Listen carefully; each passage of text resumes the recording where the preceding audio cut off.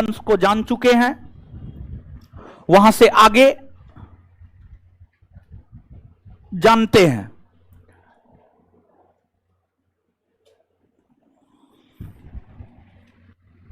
गुलाम वंश,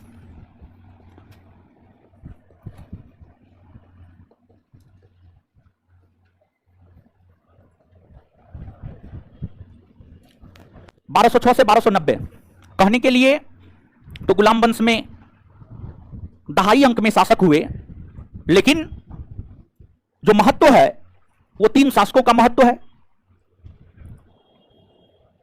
जिस 3 शासक का महत्व है उसमें कुतुबुद्दीन ऐबक, इल्तुतमिश और बलबन, यही 3 शासकों का विशेष महत्व है दिल्ली सल्तनत के अंतर्गत। दिल्ली सल्तनत के अंतर्गत जो गुलाम वंश है, गुलाम वंश के शासन की स्थापना कुतुबुद्दीन ऐबक ने की 1206 में। 1210 ईस्वी में लाहौर में चौगान खेलते समय घोड़ा से गिरकर घायल हो गए और फिर उनका निधन हो गया। तत्पश्चात आराम शाह शासक बने और आराम शाह के बाद दिल्ली सल्तनत के जो अगले सुल्तान है वह आपको इल्तुतमिश बने।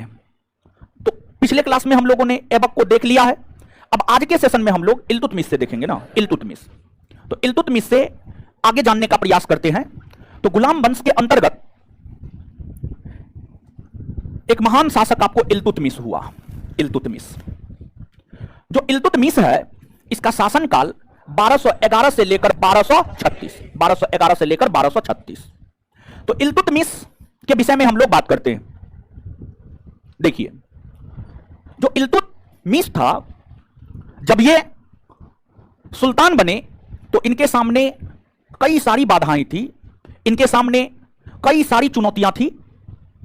उन सभी बाधाओं और चुनौतियों का सामना करते हुए इल्तुतमिश अपने आप को एक योग्य शासक साबित करने में सफल रहे। सबसे पहले तो मुसलमानों का एक उच्च वर्ग होता है अमीर और उलेमा। अमीर और उलेमा, मुसलमानों के उच्च वर्ग में शामिल अमीरों ने, दिल्ली के अमीरों ने इल्तुतमिश को सुल्तान मानने से ही इनकार कर दिया। इल्तुतमिश को सुल्तान मानने से ही इनकार कर दिया और दिल्ली के अमीरों ने इल्तुतमिश के खिलाफ षड्यंत्र करना शुरू कर दिया। दिल्ली के अमीरों ने इल्तुतमिश के खिलाफ षड्यंत्र करना शुरू कर दिया और दिल्ली के अमीरों ने ही इसे गुलामों का गुलाम कहा। गुलामों का गुलाम कहा क्योंकि ये ऐबक का गुलाम था और ऐबक मोहम्मद गौरी का गुलाम था, अर्थात इल्तुतमिश को ही इतिहास में गुलामों का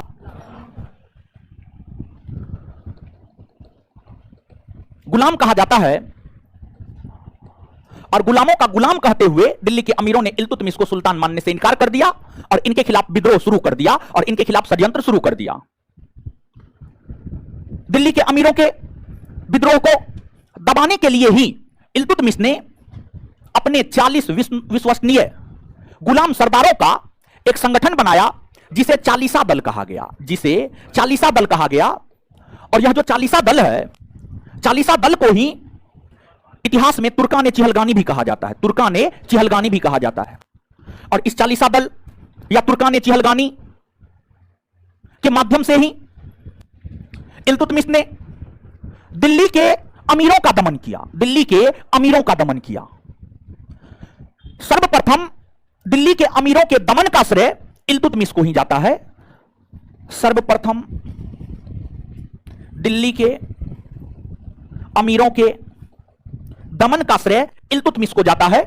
तो अपने खिलाफ उठ रहे विद्रोह को इस प्रकार इल्तुतमिश ने चालीसा दल या तुर्कान चिहलगानी के माध्यम से दबा दिया। तो दिल्ली के अमीरों के विद्रोह से तो इल्तुतमिश निपट गए। इसके बाद अगर आप देखेंगे, दिल्ली और बंगाल के बीच एक बड़ा गैप है। एक बड़ा गैप है मतलब दूरी में बहुत ज्यादा अंतर है, बहुत ज्यादा दूर है दिल्ली से बंगाल।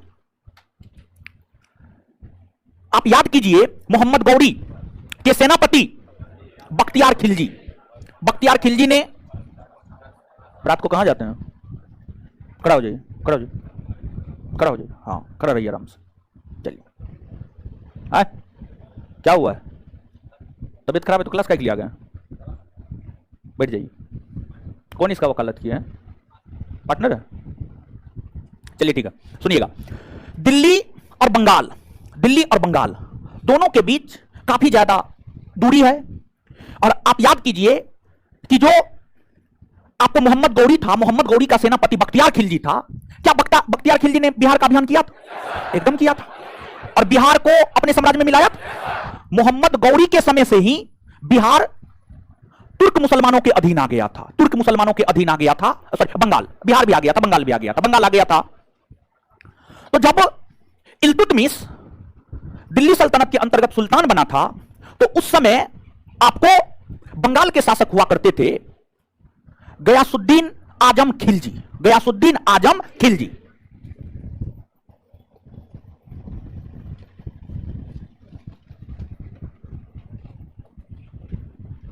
देखिए, ध्यान दीजिएगा, जब इल्तुतमिश सुल्तान बना था, दिल्ली सल्तनत के अंतर्गत इल्तुतमिश सुल्तान थे, तो बंगाल का शासक था गयासुद्दीन आजम खिलजी। इन्होंने इल्तुतमिश की अधीनता को स्वीकार करने से इनकार कर दिया। कहा ना, हम इल्तुतमिश की अधीनता को स्वीकार नहीं करेंगे। जब इल्तुतमिश को पता चला तो इल्तुतमिश ने बंगाल का अभियान किया, गयासुद्दीन आजम खिलजी को पराजित किया और उनसे अपनी अधीनता को स्वीकार करवाया, उनसे अपनी अधीनता को स्वीकार करवाया।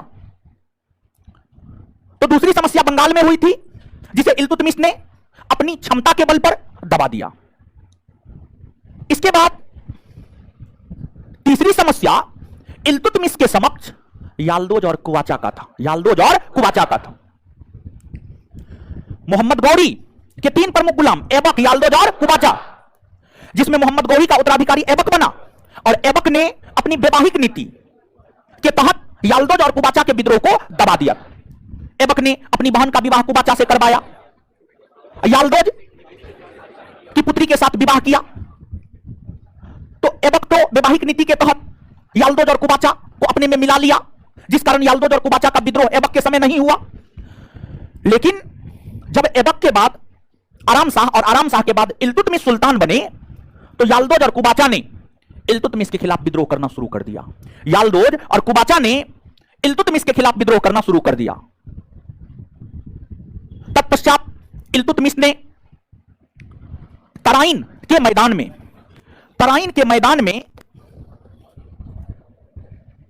1215 ईस्वी में, तराइन के मैदान में 1215 ईस्वी में याल्दोज को तराइन के मैदान में 1215 ईस्वी में इल्तुतमिश ने याल्दोज को पराजित किया और इसे बंदी बना लिया और बंदी बनाने के बाद इसकी हत्या कर दी। इसी युद्ध को इतिहास में तराइन का तृतीय युद्ध कहा जाता है, तराइन का तृतीय युद्ध कहा जाता है। तो जो तराइन का प्रथम युद्ध है 1191, तराइन का द्वितीय युद्ध 1192 और तराइन का तृतीय युद्ध 1215। तो तराइन के तृतीय युद्ध में इल्तुतमिश ने याल्दोज को पराजित किया और उसकी हत्या कर दी। इसके बाद एक बचा कुवाचा, एक आपको कुवाचा बचा। कुवाचा से भी इल्तुतमिश निपट लिए, उनको भी बंदी बनाकर उनको भी मौत के घाट उतार दिया। तो इस प्रकार इल्तुतमिश ने याल्दोज और कुवाचा के विद्रोह को भी दबा दिया। इसके बाद इल्तुतमिश के सामने जो अगली चुनौती थी वह आपको मंगोल आक्रमण की चुनौती भी इल्तुतमिश के समक्ष आ खड़ा हुआ था। आपको अगर विश्व मानचित्र पर देखेंगे तो चीन के उत्तरी पश्चिमी भाग में मंगोल नामक एक जनजाति रहती थी, जो काफी खूंखार, बर्बर, असभ्य जनजाति थी। मंगोलों के प्रमुख नेता चंगेज खां हुआ करता था और चंगेज खां पूरे मध्य एशिया पर अपना आधिपत्य स्थापित करना चाहता था। इसी को लेकर मंगोल आक्रमणकारी चंगेज खां ने मध्य एशिया के अंतर्गत ख्वारिज्म के शासक मंगबर्नी के राज्य पर आक्रमण किया। जब ख्वारिज्म के शासक मंगबर्नी के राज्य पर आक्रमण किया तो मंगबर्नी मध्य एशिया से भारत की ओर भागा, और जब मंगबर्नी मध्य एशिया से भारत की ओर भागा तो उस मंगबर्नी का पीछा करते हुए चंगेज खां भी भारत की ओर पहुंचा, भारत की ओर आया। चंगेज खां जब सिंधु नदी पर पहुंचे तो चंगेज खां ने अपना संदेश इल्तुतमिश के पास भिजवाया और इल्तुतमिश को कहा कि आप मंगबर्नी को शरण नहीं दीजिए।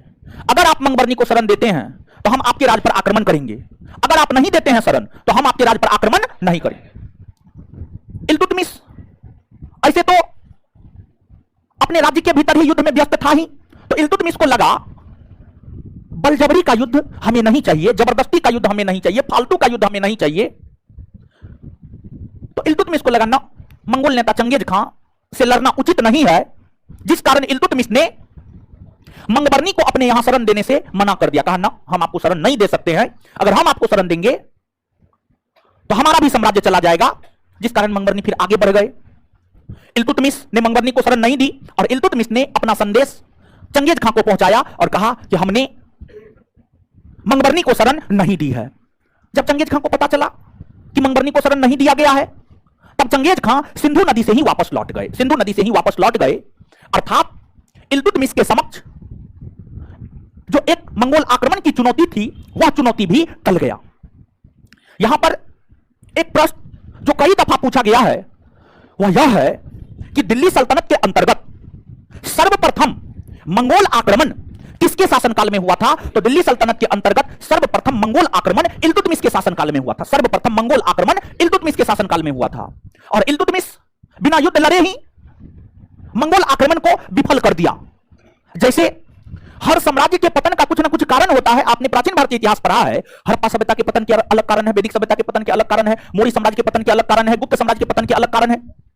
गुप्त साम्राज्य के पतन के कारणों को जब आप टटोलते हैं तो आपको यह पता चलता है कि गुप्त साम्राज्य के पतन के कारणों में एक महत्वपूर्ण कारण हुनों का आक्रमण है।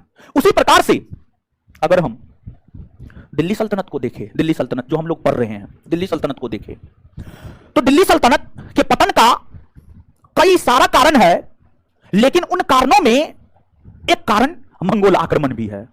पूरा दिल्ली सल्तनत मतलब 1206 से 1526 पूरे दिल्ली सल्तनत के अंतर्गत मंगोल आक्रमण होते रहे, चाहे इल्तुतमिश का काल हो, अलाउद्दीन खिलजी का काल हो, गयासुद्दीन तुगलक का काल हो, मोहम्मद बिन तुगलक का काल हो या फिरोज शाह तुगलक का काल हो, पूरे दिल्ली सल्तनत के अंतर्गत मंगोल आक्रमण होते रहे,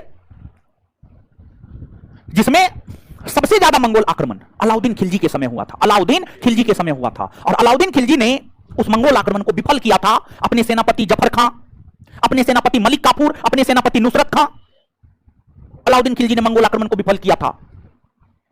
तो यहां पर इल्तुतमिश के संदर्भ में हम लोग चीजों को देख रहे हैं। तो सर्वप्रथम मंगोल आक्रमण इल्तुतमिश के समय ही हुआ था, लेकिन इल्तुतमिश ने अपनी दूरदर्शिता के प्रयोग से इस मंगोल आक्रमण को विफल कर दिया। जो मंगोल नेता चंगेज खां था वह अपने आप को ईश्वर का अभिशाप कहा करता था, ईश्वर का अभिशाप कहा करता था, और उनका मूल नाम तेमुचीनी था। उनके पिता येसुगाई बहादुर। और मंगोल जो एक असभ्य बर्बर जनजाति था, उस जनजाति में औरत का कोई सम्मान नहीं था। औरत में मां के अलावा, मां का सम्मान किया जाता था, मां के अलावा किसी भी अन्य औरत के किसी भी प्रकार के सम्मान की कोई व्यवस्था नहीं थी। काफी बर्बरतापूर्ण व्यवहार औरतों के साथ किया जाता था। तो इल्तुतमिश ने मंगोल आक्रमण को भी विफल कर दिया। इस प्रकार से अगर आप इल्तुतमिश के पूरे शासनकाल को पढ़ेंगे तो काफी चुनौतियों से भरा हुआ शासनकाल इल्तुतमिश का रहा था, लेकिन अपनी क्षमता और योग्यता के बल पर सभी चुनौतियों का डटकर सामना इल्तुतमिश ने किया। और इल्तुतमिश के द्वारा कई सारे कार्य किए गए हैं। पहला कार्य जो इल्तुतमिश के द्वारा किया गया है वह यह है कि जो कुतुब मीनार है उसके निर्माण कार्य को पूरा इल्तुतमिश ने ही करवाया था। फिर जो दूसरा कार्य है, दिल्ली सल्तनत के अंतर्गत सर्वप्रथम शुद्ध अरबी सिक्का, चांदी का टंका, चांदी के सिक्का को टंका कहा जाता था, और तांबा का जीतल, तांबा के सिक्का को जीतल कहा जाता था। तो दिल्ली सल्तनत के अंतर्गत सबसे पहले शुद्ध अरबी सिक्का, चांदी का टंका और तांबा का जीतल इल्तुतमिश ने चलाया था। फिर इल्तुतमिश को अगर हम देखें तो उनके दरबार में एक विद्वान रहता था, उनका नाम था मिनहाज उस सिराज। इन्हीं के दरबारी कवि थे, इन्हीं के दरबार में रहते थे। और मिनहाज उस सिराज ने तबकात नासिरी एक साहित्य है। मिनहाज उस सिराज ने तबकात नासिरी नामक साहित्य की रचना की, और उस तबकात नासिरी नामक साहित्य से हमें इल्तुतमिश के विषय में तथा दिल्ली सल्तनत के आरंभिक वर्षों के शासन के विषय में जानकारी प्राप्त होता है। और जो इल्तुतमिश है, दिल्ली सल्तनत के अंतर्गत इन्होंने ही इक्ता प्रणाली को व्यवस्थित रूप प्रदान किया, या यूं कहे कि दिल्ली सल्तनत के अंतर्गत इक्ता प्रणाली की शुरुआत इल्तुतमिश ने की थी। देखिए ध्यान दीजिएगा, यहां पर अगर हम भारत में इक्ता प्रणाली को देखे तो भारत में इक्ता प्रणाली को शुरू करने का श्रेय मोहम्मद गौरी को जाता है, मोहम्मद गौरी को जाता है। और मोहम्मद गौरी ने अपना पहला इक्तेदार कुतुबुद्दीन ऐबक को बनाया था, कुतुबुद्दीन ऐबक को बनाया था। लेकिन मोहम्मद गौरी का संबंध दिल्ली सल्तनत से नहीं है, क्योंकि मोहम्मद गौरी के निधन होने के बाद दिल्ली सल्तनत की स्थापना हुई है। और दिल्ली सल्तनत के अंतर्गत जो इक्ता प्रणाली है, जो इक्ता प्रथा है, वह इल्तुतमिश के द्वारा शुरू किया गया था, वह इल्तुतमिश के द्वारा शुरू किया गया था। अगर सीधा तौर पर पूछे इक्ता प्रणाली की शुरुआत किसने की है तो मोहम्मद गौरी। लेकिन अगर दिल्ली सल्तनत के संदर्भ में प्रश्न आता है तब आपको उत्तर मारना है इल्तुत और कभी कताल। ऑप्शन के अकॉर्डिंग भी आपको जाना होता है, ऑप्शन के अकॉर्डिंग भी चीजों को डील करना होता है। अब कहिएगा इक्ता प्रणाली क्या है। होता यह था कि जो सुल्तान होते थे, सुल्तान अपने अधीन अधिकारियों को भूमि का एक बड़ा भूभाग दे दिया करता था, भूमि का एक बड़ा भूभाग दे दिया करता था। और उसको कहा जाता था कि आप इस भूमि से कर की वसूली कीजिए, एक सेना रखिए और जरूरत पड़ने पर सेना से हमारी मदद कीजिए। मतलब अगर कोई सुल्तान अपने उच्च स्तरीय अधिकारी को भूमि का एक बड़ा भूभाग देकर उसे सेना रखने के लिए कहता था और जरूरत पड़ने पर उन सैनिकों को सुल्तान की सेवा के लिए भेजा जाता था, उसी को सुल्तान का इक्तेदार कहा गया, इक्तेदार कहा गया, सुल्तान का इक्तेदार। आगे जब हम लोग दिल्ली सल्तनत की प्रशासनिक व्यवस्था को देखेंगे तो वहां पर भी इक्ता प्रथा की चर्चा हम आपके साथ करेंगे। साथ ही साथ इल्तुतमिश को अगर देखें तो दिल्ली सल्तनत के अंतर्गत, दिल्ली सल्तनत की हम बात कर रहे हैं, पूरे इस्लामी सल्तनत की बात नहीं कर रहे हैं, बल्कि दिल्ली सल्तनत की हम बात कर रहे हैं। दिल्ली सल्तनत के अंतर्गत जो इल्तुतमिश है, यह प्रथम सुल्तान हुआ जिसे इस्लामी समाज के खलीफा ने सुल्तान होने का प्रमाण पत्र दिया, सुल्तान होने का प्रमाण पत्र दिया। और इन्होंने अपनी राजधानी लाहौर के बजाय दिल्ली को बनाया। इनसे पहले दो शासक आराम शाह और ऐबक थे। आराम शाह और ऐबक ने लाहौर को अपनी राजधानी बनाकर शासन किया था, लेकिन वहीं पर अगर इल्तुतमिश को देखें तो इल्तुतमिश ने दिल्ली को अपनी राजधानी बनाकर शासन किया, जिस वजह से इल्तुतमिश को दिल्ली सल्तनत का वास्तविक संस्थापक कहा जाता है, दिल्ली सल्तनत का वास्तविक संस्थापक कहा जाता है। और जो इल्तुतमिश था, इल्तुतमिश को लेकर कुछ इतिहासकार ऐसा कहते हैं कि काफी दयावान शासक था, काफी दयावान शासक था। इल्तुतमिश को लेकर ऐसा कुछ विद्वानों का मानना है। शासन प्रशासन करते हुए इल्तुतमिश का निधन 1236 में हो गया, 1236। और इल्तुतमिश अपने निधन से पूर्व अपना उत्तराधिकारी अपने योग्य पुत्री रजिया सुल्तान को घोषित किया, रजिया सुल्तान को घोषित किया। लेकिन इल्तुतमिश के निधन होने के अगले दिन, इल्तुतमिश के निधन होने के अगले दिन उनके अपने विश्वसनीय अमीरों ने, विश्वसनीय अधिकारियों ने इल्तुतमिश की आदेश की अवहेलना किया और अवहेलना करते हुए इल्तुतमिश के सबसे अयोग्य और बिलासी पुत्र रुकनुद्दीन फिरोज शाह को सुल्तान बना दिया, रुकनुद्दीन फिरोज शाह को सुल्तान बना दिया। छोटा सा शासनकाल, कुछ महीनों का शासनकाल रहा है रुकनुद्दीन फिरोज शाह का। और उस छोटे से शासनकाल में रुकनुद्दीन फिरोज शाह की मां शाह तुर्कान छाई रही, मतलब सारा निर्णय शाह तुर्कान ही लेती थी। और शाह तुर्कान के साथ रजिया सुल्तान का बेहतर संबंध नहीं था। एक रजिया सुल्तान मूवी है, आप देखिएगा, उसमें यह सब बात थोड़ा सा ज्यादा स्पष्ट होगा। देखने में मूवी उतना मजा नहीं आएगा, लेकिन ऐतिहासिक मूवी है, देखना चाहिए, इतिहास को समझने में मदद मिलेगा आपको। रजिया सुल्तान और शाह तुर्कान के बीच 36 का आंकड़ा था, दोनों में नहीं बनता था। रजिया सुल्तान लाल वस्त्र पहनकर रजिया सुल्तान जनता के समक्ष आई और जनता के समक्ष न्याय की मांग की। रजिया सुल्तान ने जनता को इस बात से अवगत करवाई कि हमारे पिताजी ने हमें अपना शासक बनाया, लेकिन जो हमारे अमीर लोग हैं, दरबारी लोग हैं, वो रुकनुद्दीन फिरोज शाह को सुल्तान बना बैठे हैं। और वो तो भर दिन हरम में रहता है, शराब पीता है, अय्यासी करता है, तो दिल्ली की जनता के लिए वो योग्य नहीं है। रजिया सुल्तान इस बात को बताई। जब दिल्ली की आम जनता को यह मालूम हुआ तो दिल्ली के आम जनता ने रुकनुद्दीन फिरोज को सुल्तान मानने से इनकार कर दिया और दिल्ली की आम जनता ने घोषणा कर दी कि हमारी शासिका रजिया सुल्तान है, जिस कारण दिल्ली के अमीरों को झुकना पड़ा। जनता के सामने हर कोई झुकता है, चाहे मोदी हो, नीतीश हो, कोई भी हो, जनता के सामने हर कोई झुकता है। देखते ना, चुनाव आता है तो कैसे बरसाती मेढक के जैसा जो है नेता सब टरटराने लगता है, समझ गए? ऐसे नजर नहीं आएगा 5 साल तक कहीं नहीं। जैसे इलेक्शन घोषणा हुआ, इलेक्शन होना है, 2022 चल रहा है, 2022 में गुजरात के लास्ट में गुजरात में चुनाव होना है।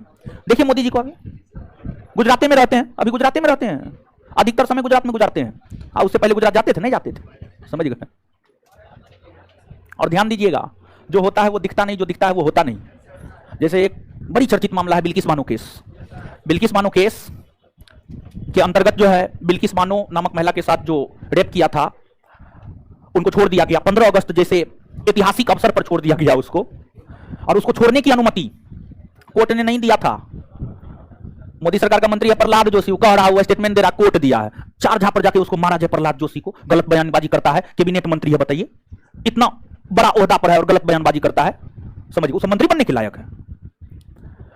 तो अमित शाह का मंत्रालय, गृह मंत्रालय, सीबीआई कोर्ट कहा एकदम नहीं छोड़ा जाना चाहिए। सीबीआई कोर्ट कहा है नहीं छोड़ा जाना चाहिए, और कोर्ट नहीं कहा है छोड़ा जाना चाहिए। कोर्ट यह कहा है कि कानून के अनुरूप गुजरात की सरकार चीजों को आगे बढ़ाए। सुप्रीम कोर्ट यह कहा है, सुप्रीम कोर्ट यह नहीं कहा है कि आप उसको छोड़ दीजिए। और हाल फिलहाल में एक सूचना निकल करके सामने आया है, बिल्किस बानो के अपराधियों को छोड़ने का आदेश अमित शाह का मंत्रालय, गृह मंत्रालय दिया था, गृह मंत्रालय, समझ गए? तो सही में तारी पार है, समझ गए? जैसा जो क्रिकेट कभी आज तक जीवन में खेला नहीं है, बीसीसीआई का सचिव, और सौरभ गांगुली जो जीवन भर क्रिकेट को समर्पित कर दिया, उसको हटा दिया, समझिए? खैर उसको हटा दिया, एक टर्म होता है, ये कोई बड़ी बात नहीं है। अध्यक्ष का एक टर्म होता है, टर्म पूरा हुआ तो हटा, स्वाभाविक सी बात है, समझ गए? दूसरा कोई बनेगा, तीसरा कोई बनेगा, ये हटना कोई बहुत बड़ी बात नहीं, ये हटा, उसको लेकर के कोई आपत्ति नहीं है। लेकिन जय शाह को कौन अधिकार से बनेले है पता नहीं, समझिए? चलिए अब आगे आइएगा, आगे आइए। देखिए, तो कुल मिलाकर के हम आपको यह कहना चाह रहे थे कि जनता के समक्ष जब रजिया सुल्तान मदद मांगने को गई, तो दिल्ली की आम जनता ने रजिया सुल्तान को मदद की, और रजिया सुल्तान आम जनता के हस्तक्षेप से शासक बनी। रजिया सुल्तान आम जनता के हस्तक्षेप से शासक बनी, और जब वो शासिका बनी, तो जो रजिया सुल्तान है, रजिया सुल्तान का शासन काल है 1236 से 1240, 1236 से 1240। जब ये सुल्तान बनी तो इन्होंने अपनी कमजोरी को सिर्फ अपने तक छुपा कर रखने का काम किया। मतलब वो ये नहीं दिखाई कि हम महिला हैं, एकदम नहीं, बल्कि उन्होंने इस्लामी संस्कृति में प्रचलित पर्दा प्रथा का त्याग की, और खुले मुंह से कोट और टोपी पहनकर खुले मुंह से राज दरबार में आया करती थी। रजिया सुल्तान ने प्रशासनिक व्यवस्था में बड़ा परिवर्तन करते हुए विभाग में बहुत बड़ा बदलाव की। अपने मन मुताबिक अलग अलग विभाग अलग अलग अधिकारियों को देने का काम की, और स्वाभाविक सी बात है, जिसकी सत्ता वो अपने तरीका से काम करता है। तो जब सत्ता रजिया सुल्तान के हाथ था, तो रजिया सुल्तान प्रशासनिक क्षेत्र में बहुत बड़ा फेरबदल की। रजिया सुल्तान ने अपना अमीर आखूर मतलब अश्वशाला का प्रधान, और उस समय जो अश्वशाला विभाग था, अमीर आखूर विभाग था, मलाईदार विभाग, मतलब उसमें पैसा बहुत था। आप कहिएगा पैसा कैसे बहुत था? तो सैनिकों को जो वेतन दिया जाता था या जो भूमि दिया जाता था, वह उसके पास घोड़ों की संख्या के आधार पर दिया जाता था। किस सैनिक के पास कितना घोड़ा है, कितने स्वस्थ घोड़ा है, युद्ध में काम लायक घोड़ा है। और उस विभाग में बहुत भ्रष्टाचार होता था। तो जो मलाईदार विभाग होता है, प्रधानमंत्री या मुख्यमंत्री वो विभाग अपने सबसे विश्वसनीय लोग को देता है, कि ताकि वहां से, समझ ही गए होंगे। तो रजिया सुल्तान अपना अमीर आखूर अपने सबसे विश्वसनीय जलालुद्दीन याकूत को बनाया।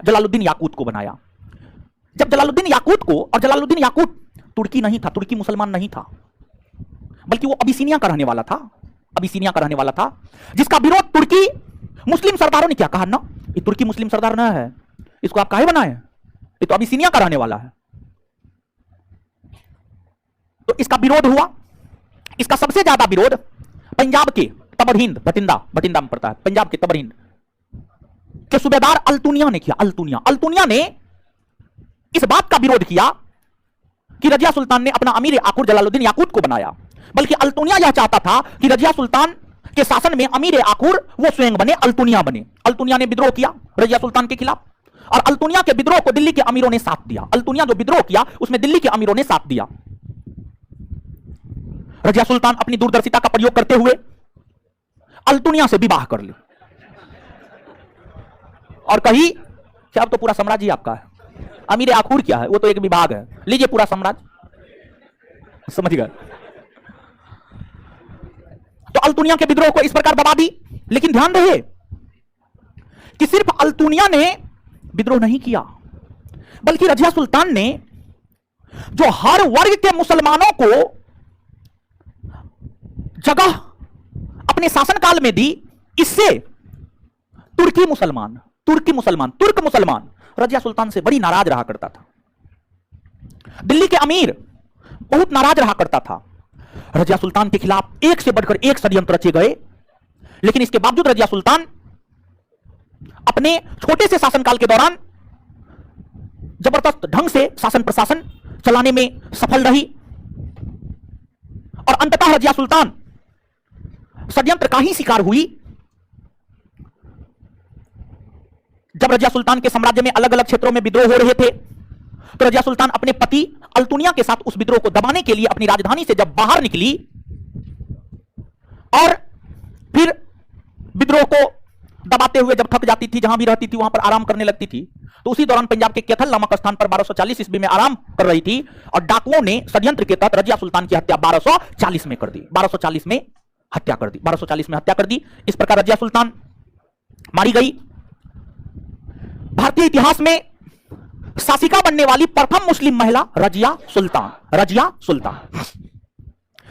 के अलावा मध्यकालीन भारतीय इतिहास में कई सारी मुस्लिम महिलाओं ने शासिका के तौर पर अपने आप को साबित किया है। उसमें रानी दुर्गावती, रानी रुद्रम्मा, ये सभी है, उसको आप देख लीजिएगा।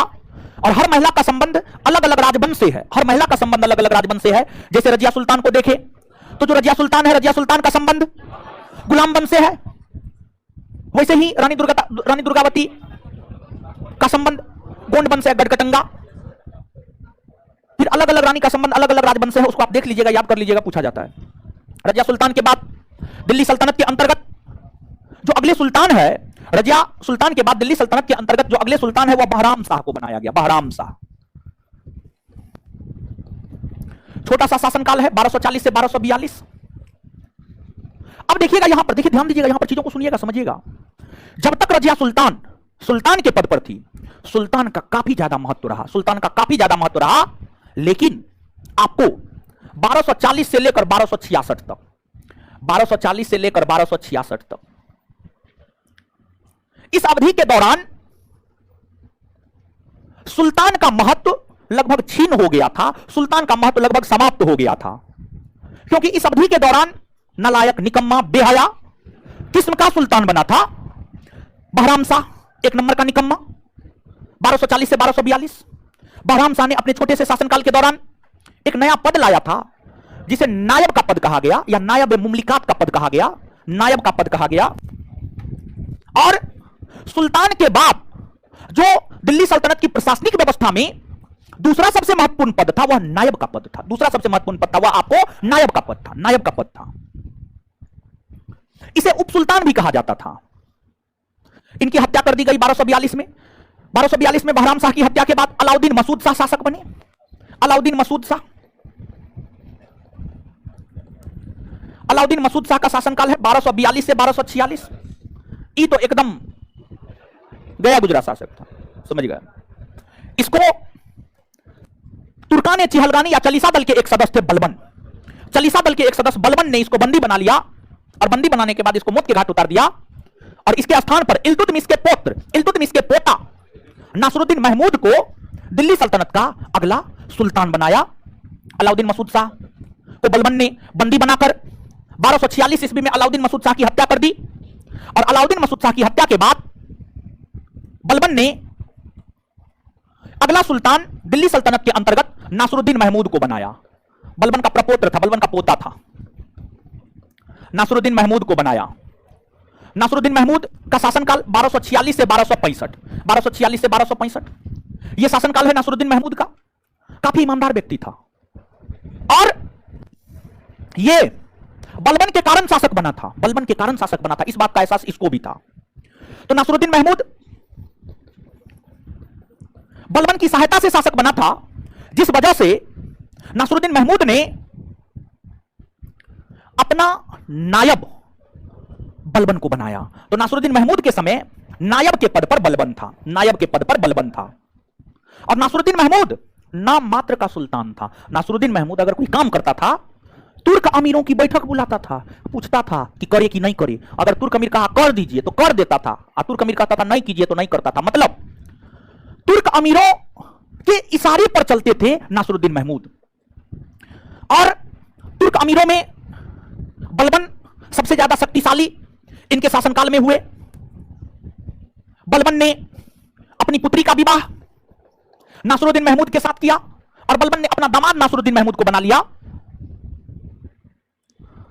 नासरुद्दीन महमूद के विषय में यहां तक कहा जाता है कि जो इनके राजकोष में राजस्व जमा होता था, उससे ये अपना जीवन यापन नहीं करता था, बल्कि राजकोष में जो राजस्व जमा होता था उससे जनता के कल्याण के लिए कार्य करता था। ये नहीं कि 10 लाख का कोट पहनता था, नहीं, समझिए, जनता के कल्याण के लिए कार्य करता था। और अपना जीवन यापन करने हेतु नासरुद्दीन महमूद टोपी सीता था, टोपी, समझिए, टोपी सीता था और उस टोपी को बाजार में बेचा जाता था और उससे जो मुनाफा प्राप्त होता था उससे अपना जीवन यापन करता था। तो एक ऐसे भी सुल्तान हुए हैं और ऐसे भी सुल्तान है जो ऐसा है, जो ऐसा बढ़िया है, अधिकार है, पावर है, पैसा है, काहे नहीं करेगा। 900 करोड़ की 9000 करोड़, हाँ तो करेगा, क्या दिक्कत है। ऐसा थोड़ी है कि आपके हाथ में जाएगा तो आप नहीं कीजिएगा, आप भी कीजिएगा, वही कर रहे हैं तो कौन गलत करेगा, एकदम बढ़िया कर रहे हैं। नासरुद्दीन महमूद कुल मिलाकर के देखे तो नाम मात्र का सुल्तान था। कहा जाता है, कुछ इतिहासकार तो यहां तक लिखते हैं कि बलबन की महत्वाकांक्षाएं एक समय काफी बढ़ गई और बलबन अपनी महत्वाकांक्षा के कारण नासरुद्दीन महमूद को जहर दे दिया।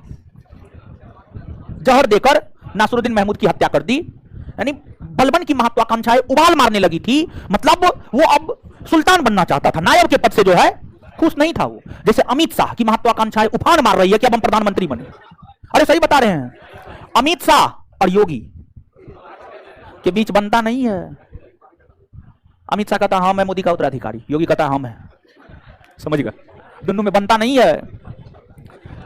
योगी आदित्यनाथ के सामने अमित शाह बच्चा है, आप भ्रम में मत रहिए। मोदी का उत्तराधिकारी योगी आदित्यनाथ है, अमित शाह न है, और हम चाहते भी यही हैं। देखिए, अरे अपना पड़ोसी है, उत्तर प्रदेश का है, उसको सपोर्ट नहीं करेंगे तो गुजराती हो जाएगा सपोर्ट, समझे। चलिए, अमित शाह से तो बेटर है योगी, इसमें कोई शक नहीं है, ठीक है। अमित शाह बहुत कूटनीतिज्ञ है, बहुत जालसाज है, बहुत जालसाज है, बहुत बड़ा कूटनीतिज्ञ है। योगी जी एकदम क्लीन एंड क्लियर, मारना है मारना है, काटना है काटना है, समझिएगा, कूटनीति कुछ नहीं। चलिए आगे आइएगा। तो कुछ इतिहासकार तो यहां तक कहते हैं कि बलबन ने जहर देकर नासरुद्दीन महमूद की हत्या कर दी, और कुछ इतिहासकार इस बात को स्वीकार नहीं करते हैं। कुल मिलाकर के इसको लेकर मतभेद है। लेकिन 1265 में स्वर्ग सिधार गए। तत्पश्चात इनका उत्तराधिकारी बलबन ने स्वयं अपने आप को घोषित किया। उसका उत्तराधिकारी बलबन ने स्वयं अपने आप को घोषित किया, और बलबन 1266 से लेकर 1286। देखिए, ध्यान दीजिएगा, बलबन जब सुल्तान बना तो सबसे पहले इन्होंने सुल्तान होने के महत्व को जनता को समझाने के लिए आम जनता से मिलना जुलना बंद कर दिया। कहा ना, हुआ यह था कि आपको हम ये जो बात बताई थी अभी 1240 से 1266, ये जो बहराम शाह, अलाउद्दीन मसूद शाह और नासरुद्दीन महमूद, ये सब दूसरे के इशारा पर चलता था और दिल्ली के अमीरों के इशारा पर चलता था, दिल्ली के अमीरों के इशारा पर चलता था, स्वयं का कोई निर्णय नहीं लेता था। जिस वजह से आम जनता सुल्तान का वैल्यू नहीं देने लगा था, आम जनता को लगा सुल्तान क्या कुछ है, दिल्ली का अमीर जो कहता है जो करता है वही होता है। दिल्ली के अमीर का मतलब आप ही नहीं समझिएगा, दिल्ली के अमीर लोग, यही समझ रहे हैं आप तभी से नहीं ना। हाँ, दिल्ली के अमीर का मतलब आप ये नहीं समझिएगा कि उस समय के दिल्ली में जो अमीर लोग थे वो ना, ऐसा बात ना है। दिल्ली के अमीर का मतलब समझना है उस समय के मुस्लिम शासक वर्ग के लोग, मुस्लिम शासक वर्ग के लोग, मुस्लिम शासक वर्ग के लोग को अमीर और उलेमा कहा जाता था, अमीर और उलेमा कहा जाता था। तो मुस्लिम शासक वर्ग के लोग, अमीर का मतलब यह समझना है। तो यह सब तो बस नाम मात्र का सुल्तान था, दिल्ली के अमीर हर निर्णय लेता था, तो सुल्तान का महत्व घट गया था। बलबन को लगा सुल्तान का महत्व घट गया है, इसको बढ़ाएंगे कैसे। बलबन जब सुल्तान बना तो सुल्तान बनने के बाद बलबन आम जनता से मिलना बंद कर दिया, कहा ना नहीं मिलेंगे, तब ये आम जनता महत्व समझेगा। पहला काम ही किया। दूसरा काम बलबन, जब आप फिरदौसी की रचना शाहनामा, शाहनामा को देखेंगे तो शाहनामा में ईरान का सबसे बड़ा वंशज अफरसियाब वंश को बताया गया है। बलबन ने कहा कि हम अफरसियाब वंश के हैं, एकदम छाती तान के, मतलब हम ईरान के सबसे बड़े वंशज के हैं, सबसे ऊंचे कुल के हैं। इसके बाद बलबन कहते हैं कि जब हम निम्न कुल के लोग को देखते हैं तो हमें गुस्सा आ जाता है और हमारा हाथ स्वयं तलवार पर चला जाता है अपने आप, और हमारी इच्छा यह होती है मयान से तलवार निकालकर निम्न कुल के लोगों का सर धड़ से अलग कर दे। मतलब बलबन यह कहना चाह रहा था कि हम निम्न कुल के लोग को देखना नहीं चाहते, हम निम्न कुल के लोग को देखना नहीं। इसके बाद सुल्तान के पद को अधिक महत्व का दिखाने के लिए बलबन ने सिजदा और पैबोस पर था, सिजदा और पैबोस पर था। सिजदा दंडवत प्रणाम, दंडवत प्रणाम, ऐसे ना ऐसे, ऐसे ना ऐसे ना ऐसे ना, बल्कि ऐसे, समझ गए, और ऐसे भी नहीं, एकदम झुक करके पूरा अपना शरीर समर्पित करके प्रणाम करना। स्पेशली गांव घर में देखते होंगे जो गांव घर के लोगों के गुरु होते हैं वो सब दंडवत प्रणाम करता है। बाजार में नहीं देखने को मिलेगा। जैसे छठ आने वाला है, छठ में जो है जैसे हर कोई ईश्वर से जो है ईश्वर को घूस देता है और कहता है कि हे ईश्वर अगर हमको नौकरी लगा दीजिएगा, एकदम 5 मंगलवार पैदल अपने रूम से हनुमान मंदिर जाएंगे, यही सब ना कहता है। समझ गया। हम भी जब 11th में थे, 11 12th में थे तो पढ़ते नहीं थे, एकदम नहीं पढ़ते थे, एकदम नहीं पढ़ते थे। तो 12th में अपने आप से बोले थे, 12th में, समझे क्या हुआ, हंस कर बोले थे कि हे भगवान, हनुमान मंदिर में जा रहे थे परीक्षा देने के लिए, ठीक है, ट्रेन से जाते तो हनुमान मंदिर में गए, तो हनुमान मंदिर में पूजा की और बोले हे भगवान हम फर्स्ट डिवीजन से पास कर जाएंगे तो 5 किलो लड्डू चढ़ाएंगे, रूम से पैदल आएंगे। इधर रहते, बाजार समिति में रहते थे, तो रूम से पैदल गए भी थे, 5 किलो लड्डू भी चढ़ाए थे, समझे। तो ये सब घूस देना न हुआ हो, हाँ हो गए थे, फर्स्ट डिवीजन से पास हो गए, 72% मार्क आया था इंटर में। हाँ चलिए, तो अब देखिएगा, तो क्या बोल रहे थे वो, हाँ दंडवत प्रणाम, सिजदा दंडवत प्रणाम। और जो दरबार होता था, बड़ा सा दरबार लगता था, दरबार में जैसे ही आप इंटर किए तो दंडवत प्रणाम सुल्तान को कीजिए, इसको सिजदा कहा गया। और आगे जाकर के सुल्तान अपना मचोला पर बैठा हुआ है, समझ गए, जाकर के सुल्तान के पैर को चूमिए, समझ गए, पैर को चूमना मतलब पैबोस। मतलब ये सब काम जो बलबन कर रहा था, बलबन ऐसा नहीं था कि अपने लिए कर रहा था, नहीं, बल्कि सुल्तान का महत्व कैसे बढ़े, लोग सुल्तान को सुल्तान समझे, और ना कि लोग सुल्तान का कोई महत्व ही ना दे। तो सुल्तान के पद को महत्व प्रदान करने के लिए यह सब काम बलबन के द्वारा किए गए थे। बलबन जब शासक बना तो बलबन के समक्ष भी कई सारी चुनौतियां थी। एक तो बलबन अपने आप को कहता था कि हम अफरसियाब वंश के हैं, लेकिन वास्तविकता ऐसा ना था।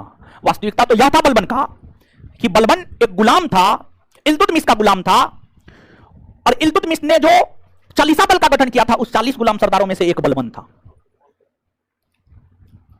बलबन जब एक तरफ दावा कर रहा है कि हम अफरसियाब वंश के हैं, दूसरी तरफ देख रहा है हम तो चालीसा दल के सदस्य हैं, तो बलबन को लगा कि जब तक कि चालीसा दल रहेगा और तब तक जो है लोग हमारा महत्व नहीं देगा।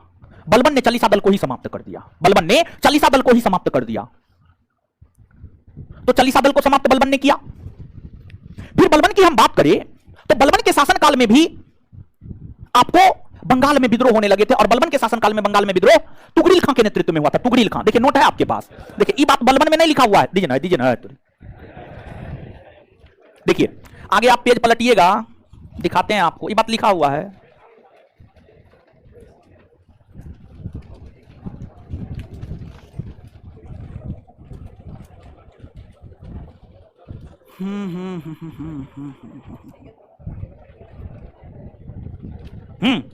Page number 83, page number 83,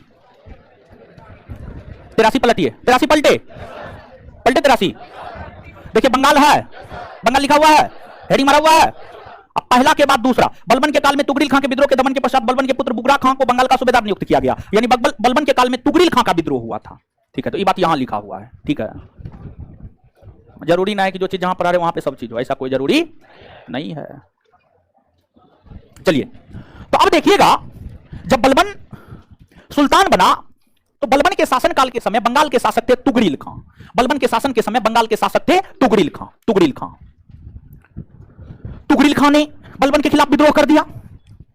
Balban ने तुगरिल खां के विद्रोह को दबाया और अपने पुत्र को यहां का सूबेदार बना दिया। बंगाल को अपने अधीन करके अपने पुत्र को यहां का सूबेदार बना दिया। तो मतलब इल्तुतमिश के समय बंगाल में विद्रोह गयासुद्दीन आजम खिलजी के नेतृत्व में, और बलबन के समय बंगाल में विद्रोह तुगरिल खां के नेतृत्व में हुआ था। तो बलबन ने इस विद्रोह को दबाया। इसके अलावे बलबन ने ईरानी या फारसी त्योहार नवरोज को मनाना प्रारंभ किया। बलबन ने दीवाने अर्ज नामक सैन्य विभाग का गठन किया। बलबन ने देवीय राजत्व का सिद्धांत दिया, अपने आप को ईश्वर से, अल्लाह से जोड़कर दिखाया ताकि लोग उनका महत्व दे। शासन प्रशासन करते हुए अंततः बलबन का निधन 1286 में हो गया। बलबन अपने निधन के पूर्व अपना उत्तराधिकारी, अपने सबसे योग्य पुत्र मोहम्मद, बलबन के शासनकाल में ही उनका सबसे योग्य पुत्र मोहम्मद मंगोल आक्रमण को दबाते हुए मारा गया था। मंगोल आक्रमण को दबाते हुए मारा गया था, जिस कारण बलबन ने मोहम्मद के पुत्र को अपना उत्तराधिकारी घोषित किया था। और मोहम्मद का पुत्र था के खुसरो। तो बलबन ने अपना उत्तराधिकारी के खुसरो को घोषित किया, लेकिन बलबन के निधन होने के ठीक अगले दिन उनके विश्वस्तों ने बलबन के बिलासी पुत्र बुगड़ा खां के पुत्र केकुबाद को बलबन का उत्तराधिकारी बना दिया। बुगड़ा खां भी बिलासी था, उसका पुत्र केकुबाद भी बिलासी प्रवृत्ति का था। तो बलबन का उत्तराधिकारी अगर आप देखेंगे तो बलबन का उत्तराधिकारी के खुसरो नहीं बल्कि केकुवाद बना है। बलबन बनाना चाहता था के खुसरो को, लेकिन बना कौन? केकुवाद।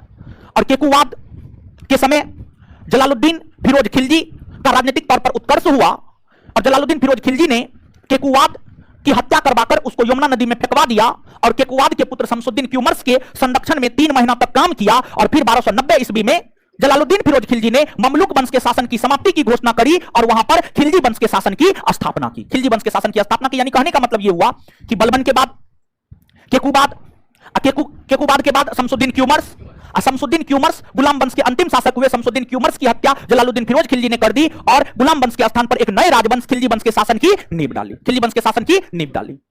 तो यह बात है, इसको आप याद रखिएगा।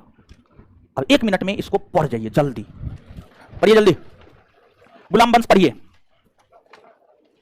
पेज नंबर नहीं दिया है, दिया हुआ है नीचे में, तो दिया हुआ है। सीखा सिंह जी जो बताए हैं याद रखिए, बलबन को गुलामों का गुलाम नहीं, इल्तुतमिश को गुलामों का गुलाम कहा जाता है। इल्तुतमिश को गुलामों का गुलाम कहा जाता है और बलबन को तो गुलामों के गुलामों का गुलाम कहा जाएगा। ठीक है, 3 गो गुलाम। हाँ, हैंड रिटन में भी आप देखिएगा ना, हैंड रिटन में भी आपको मिल जाएगा।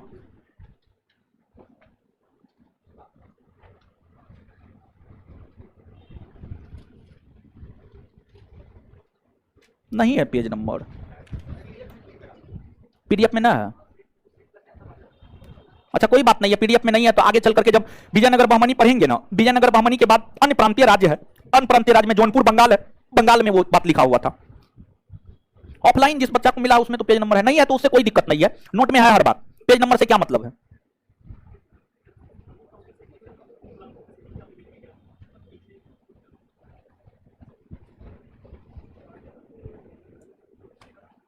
अच्छा पेज नंबर है या नहीं, कोई बहुत बड़ा इश्यू नहीं है।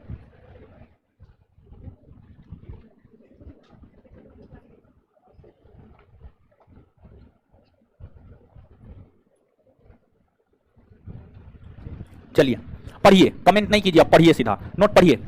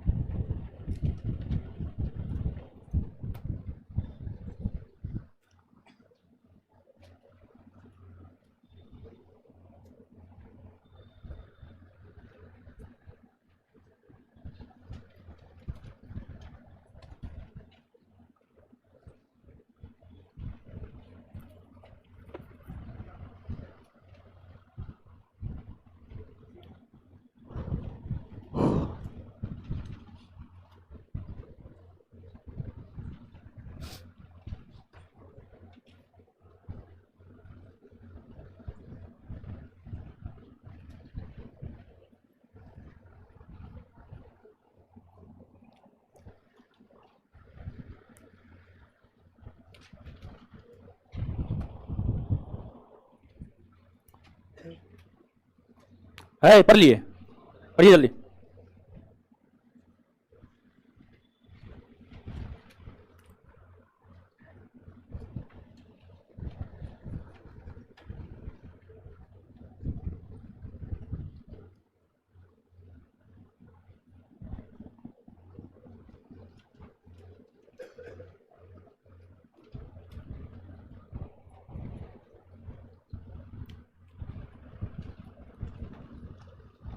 है पढ़ लिए, जल्दी पढ़िए। पढ़िएगा तो होगा क्या जानते हैं, लेक्चर दिए हैं, सब चीज स्पष्ट हो जाएगा और याद फटाक से हो जाएगा। हाँ बोलिए ना। हाँ आए, हाँ जीता था, एकदम जीता था।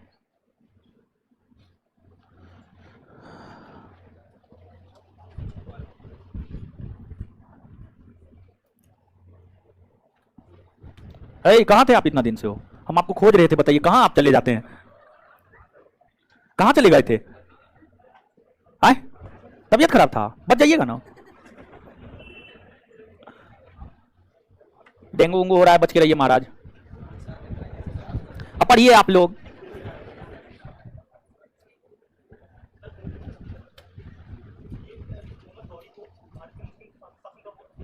संस्थापक, मुस्लिम शासक।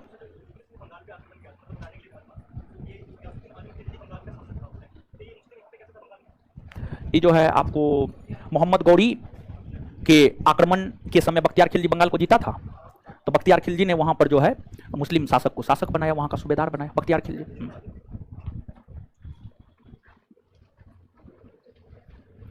अरे पढ़ लिए हो, अब पढ़ लिए होंगे क्या? अब आइए मेरे साथ एक बार याद कीजिए,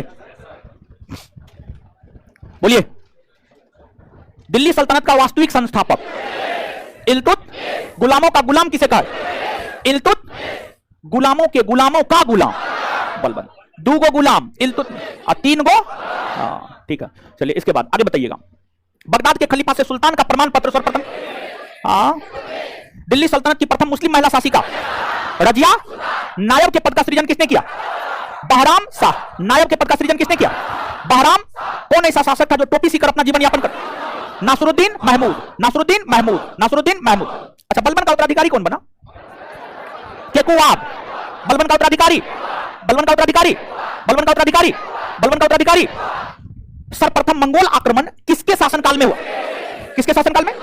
इल्तुत, इल्तुत खिलजी, सॉरी, गुलाम वंश का अंतिम शासक कौन? शमसुद्दीन की उमर, शमसुद्दीन, शमसुद्दीन। तो गुलाम वंश का अंतिम शासक शमसुद्दीन। सिजदा और पेबोस की प्रथा की शुरुआत, सिजदा और पेबोस। कौन अपने आप को ईरान के पर्सिया वंश का बता? नवरोज त्योहार मनाना किसने किसने प्रारंभ किया? कौन कहा करता था कि अगर मैं निम्न कुल के लोगों को देखता हूं तो मेरा हाथ खुद ब खुद तलवार पर चला जाता?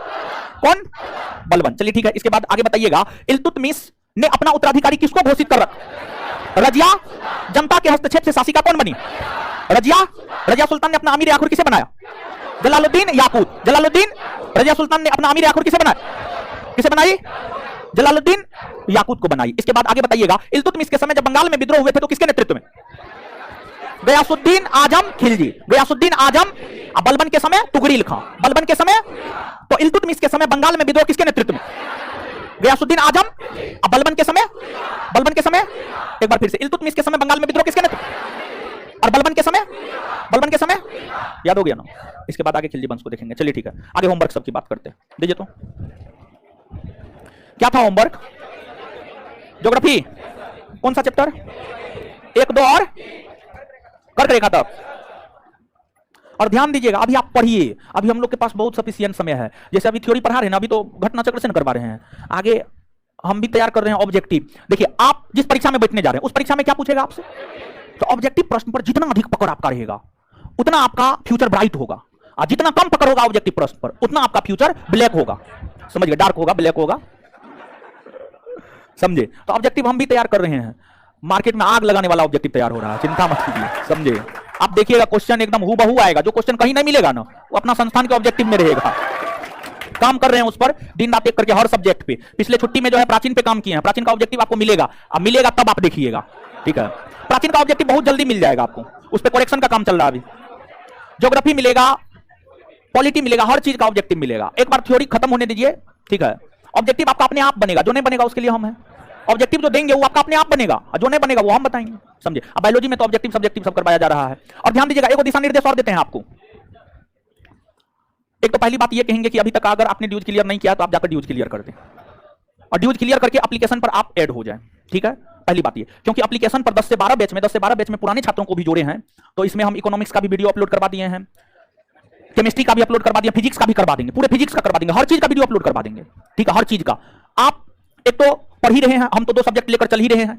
इतिहास में लगभग मानिए 50% खत्म है, पॉलिटी में 50% लगभग खत्म है, बायोलॉजी 50% खत्म है, ये तो लाइव क्लास में हुआ है। बाद बाकी जो रिकॉर्डेड वीडियो है उसको जाकर के देखिए। लेकिन ऐसा नहीं है कि हम आपको पढ़ाएंगे नहीं, हम आपको पढ़ाएंगे भी, ठीक है? हम आपको पढ़ाएंगे भी, लेकिन अगर मान लिया जाए कि साइड से आप और भी सब्जेक्ट को क्लियर रखिएगा और एक बार पढ़ लीजिएगा वीडियो के थ्रू, एक बार लाइव पढ़ लीजिएगा, समझ गए? तो हमको लगता है कि ज्यादा बेटर होगा। जितना ज्यादा से ज्यादा आप पढ़ सके चीजों को उतना ज्यादा बेटर होगा, जितना ज्यादा से ज्यादा अपने आप को जो है प्रिपेयर्ड कर सके उतना बेटर है। और ध्यान दीजिएगा, जो लोग जुड़े हैं, ठीक है, एप्लीकेशन पर नहीं जुड़े हैं, तो सबसे पहले तो आप प्रयास कीजिएगा जुड़ जाने का, समझ गए? फुल पेमेंट करके आप जल्दी से जल्दी ऐड हो जाइए, ताकि जो वीडियो अपलोड हुआ है वो जो है आप अपना देख सके।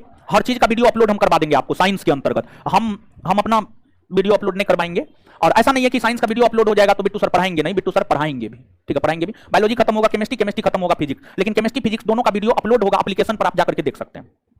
बताइए तो, क्षेत्रफल की दृष्टि से भारत का विश्व के देशों में 7वां। भारतवर्ष में कितने गांव हैं? 6,40,932। सिक्किम से गुजरने वाली अक्षांश रेखा किस राज्य से होकर गुजरती? राजस्थान से होकर गुजरती है। अच्छा, एक बात बताइएगा, निम्नलिखित में से कौन सा सर्कल रेखा के सबसे निकट है? जबलपुर, उज्जैन, अहमदाबाद, वाराणसी। जबलपुर है। आगे बताइए, कर्क रेखा भारत के कितने राज्यों से? 8 राज्य से। कौन सा महत्वपूर्ण अक्षांश रेखा भारत को लगभग 2 बराबर भाग में विभाजित? 23.5 डिग्री। चलिए, मानक समय के बाद दूरस्थ बिंदु और सीमावर्ती देश पूरा कर लीजिएगा, मतलब चैप्टर नंबर 1 पूरा। ये आपका अगला होमवर्क है। और क्या चल रहा है? हिस्ट्री में 1 से लेकर 4 तक था ना, अभी तो 5 नंबर बहुत दिन तक चलेगा, अगले क्लास में पूछ देंगे। हाय चलिए ठीक है, इससे आगे अगले क्लास में मिलते हैं। धन्यवाद सभी लोगों का। निकलने दीजिए हमको, तब निकलिएगा।